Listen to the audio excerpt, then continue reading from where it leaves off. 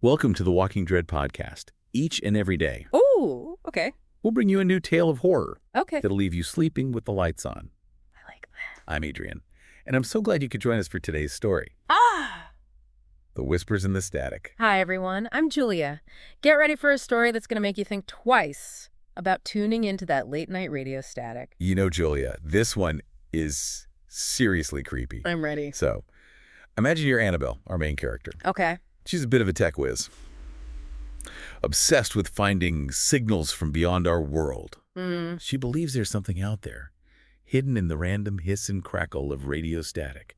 It's a theme that resonates with a lot of us. This desire to connect with something bigger than ourselves. The vastness of space can be both awe-inspiring and terrifying, right? Absolutely. And for Annabelle, this curiosity leads her down a dark path. One day, while she's scanning frequencies, she picks up something strange. Voices. Distorted, whispering voices coming through the static, Yeah. begging for help. It's that classic horror setup. Isolation, vulnerability, and then that hint of something unknown and dangerous, it immediately grabs your attention. Oh, you're spot on, Julia. And these voices, Yeah. they aren't just random gibberish. Oh. They're speaking in a language that, with some deciphering, actually makes sense. Oh, wow. They call their world the beyond, Yeah. and they're desperate for anyone to hear their plea. You have to wonder, don't you? What would you do if you were in Annabelle's shoes? Would you reach out knowing the potential risks or turn away from the unknown? It's a tough one. Yeah.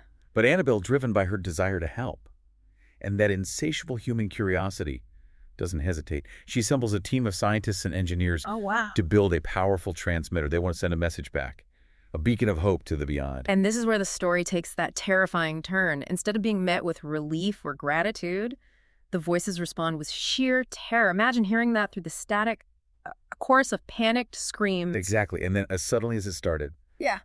the communication cuts off. Yeah. Silence. Total silence from the beyond. But that silence is just the beginning of the horror, right?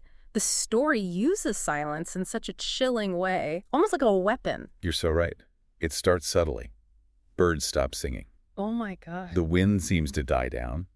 And machines, anything reliant on electrical impulses, start to malfunction. It's like this force of absence is spreading, almost as if the laws of physics themselves are being unraveled, bit by bit. Wow. And then people start disappearing. No trace.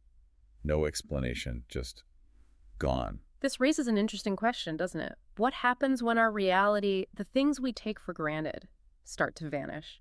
What happens when the silence consumes everything? Chilling.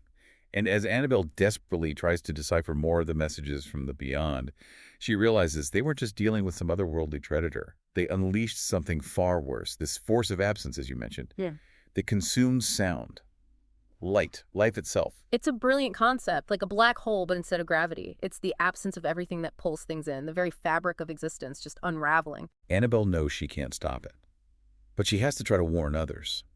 In a final act of defiance, she sends one last message into the void, a desperate warning to anyone who might be listening out there. A powerful act of self-sacrifice. Knowing she's doomed, but still trying to protect others.